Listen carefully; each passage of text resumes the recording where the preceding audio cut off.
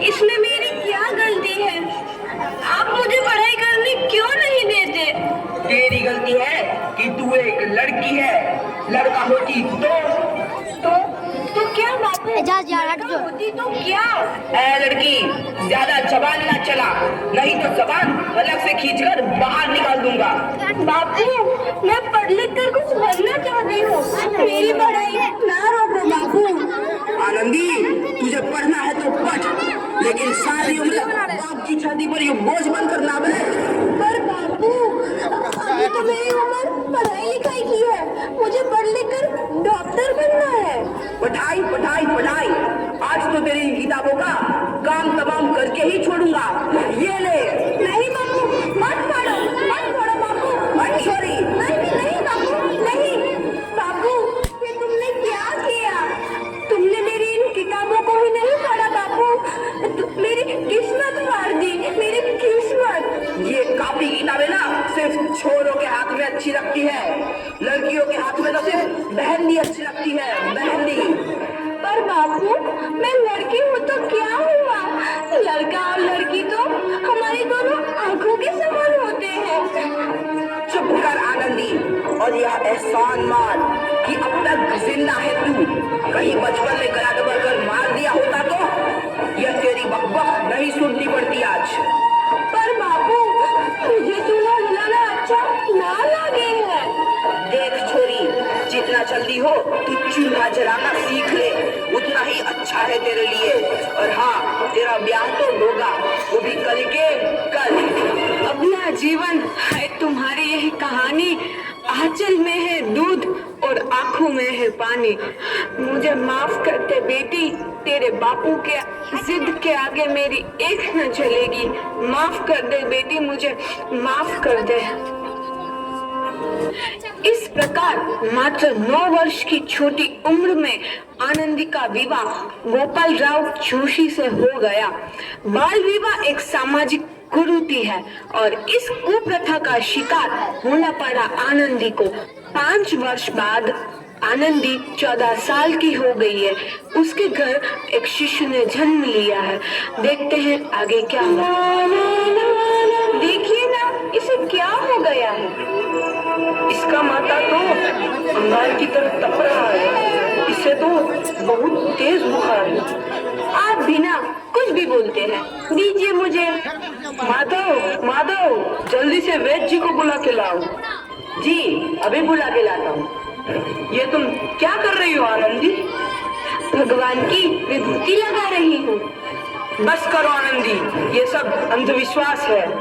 अरे आप यकीन तो कीजिए, भगवान की कृपा से इसका माथा ठंडा हो रहा है और बुखार भी उतर गया है ना बाबू?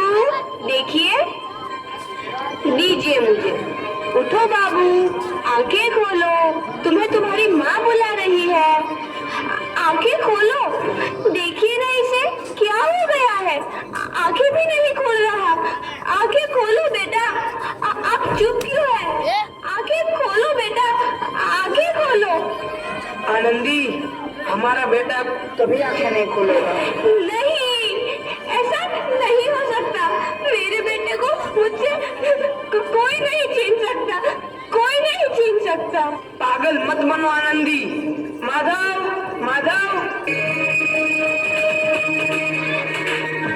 आनंदी, बंद करो ये पागलपन। भगवान ने मेरा बच्चा छीन लिया। भगवान ने नहीं, तुम्हारी अशिक्षा और अंधविश्वास ने तुम्हारा बच्चा छीना है। अगर तुम पढ़ी लिखी होती तो आज हमारा शिशु जीवित होता। तुम अनपढ़ थी आनंदी, अनपढ़। नहीं, अब मैं अनपढ़ नहीं रहूंगी मैं अनपढ़। मैं पढ़ूंगी ताकि कल किसी और आनंदी को इलाज के अभाव में अपना बच्चा ना खोना पड़े। शाबाश आनंदी, और यही तुम्हारे अपराध के लिए प्रायश्चित भी है।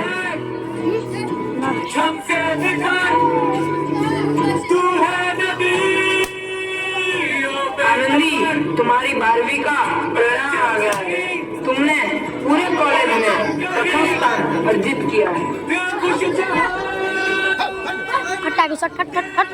आनंदी, तुम्हारी मेहनत रंग लाई है, तुम्हें शिक्षा वृत्ति मिली है। ये लो तुम्हारे अमेरिका जाने की टिकट। मुझे शिक्षा वृत्ति मिल गई, मैं अमेरिका जा रही हूँ।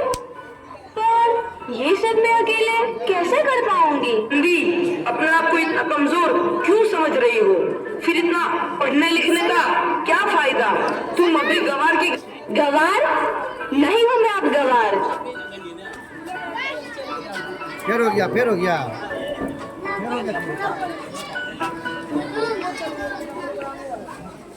तो इस प्रकार 7 अप्रैल 1883 को आनंदी अमेरिका के पेंसिल्वेनिया के लिए रवाना हुई और 3 साल बाद उन्होंने डॉक्टर ऑफ मेडिसिन की उपाधि प्राप्त कर ली। इधर आनंदी के पिता की तबीयत बहुत खराब है।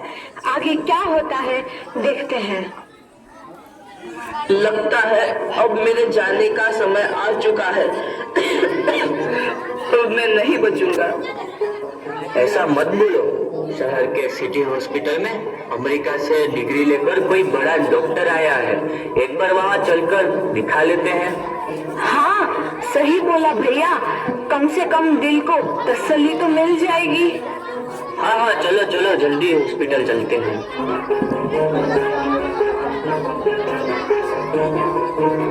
इस मरीज की हालत तो बहुत ही खराब है। कोई चमत्कार ही इसे बचा सकता है। ऐसा मत बोलो भाई, डॉक्टर साहब कब तक आ जाएंगे? लो आ गई डॉक्टर मैडम। डॉक्टर मैडम जल्दी देखिए, मरीज की हालत बहुत ही खराब है।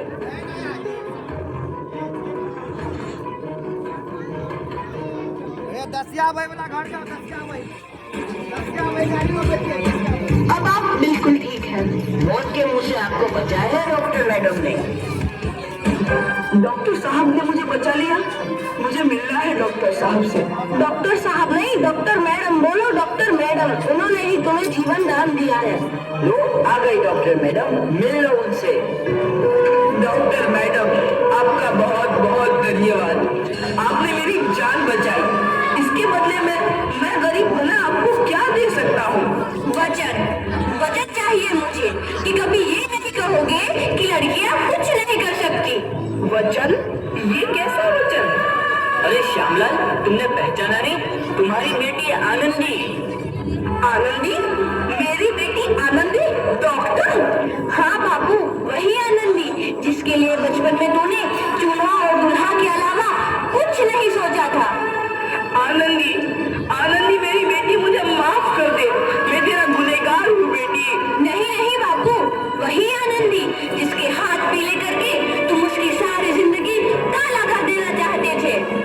माफ कर दे मुझे मेरी बच्ची, माफ कर दे। मैं तेरा अपराधी हूँ मेरी बच्ची, माफ कर दे। नहीं बाबू, मैंने तो तेरा एहसान चुकाया है। याद है ना अपना एहसान जो बचपन में तुमने मुझ पर किया था? ताने सुना कर जीते जी मार डाला था मुझको। अब बोल, और किस को मारेगा? आनंदी बेटी, मुझे माफ कर दे मेरी बच्ची। मैं तेरा गुनहगार हूँ। बाबू, आपने ही तो बोला था किताबें सिर्फ बेटों के हाथ में अच्छी लगती है, बेटियों के हाथ में तो सिर्फ मेहंदी। बेटों और बेटियों में फर्क करना तो आंखों में फर्क करने समान है। एक का पढ़ना और दूसरे का ना पढ़ना सामाजिक अंधकार है बापू, सामाजिक अंधकार। उपकार मांगता हूँ मैं तुझ जैसी बेटी का, जिसने सारी उम्र तुझसे कुछ ना मांगा तो सिर्फ बराबरी का दर्जा। वरना सच तो यह है कि मैं तेरी माफी के लायक भी ना हूँ। मुझसे बाप तेरी बराबरी कर सके उसके मैं लायक भी ना हूँ मेरी बेटी, लायक भी ना हूँ। अपने बापू को क्या माफ नहीं करोगी आनंदी? माफ कर दो आनंदी, माफ कर दो। सुबह का भूला यदि शाम को घर लौट आए तो उसे भूला नहीं कहते।